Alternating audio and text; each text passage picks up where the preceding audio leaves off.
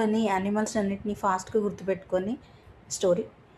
చెట్టు మీద ఒక ప్యారెట్ ఉంది, దాని ఫ్రెండే స్క్విరల్. ఇద్దరు ఫ్రెండ్స్గా ఉన్నారు. అక్కడికి ఒక డాగ్ వచ్చింది, అది కూడా వాళ్ళ ఫ్రెండే. అది పైనుంచి చెట్టు పైనుంచి ఈ ముగ్గురు ఫ్రెండ్స్ని ఈ ఆయిల్ చూస్తుంది. అలాగే అక్కడికి ఒక క్యాట్ వచ్చింది, నన్ను కూడా మీ ఫ్రెండ్స్గా చేసుకోండి, న్యూ ఫ్రెండ్ని అంది.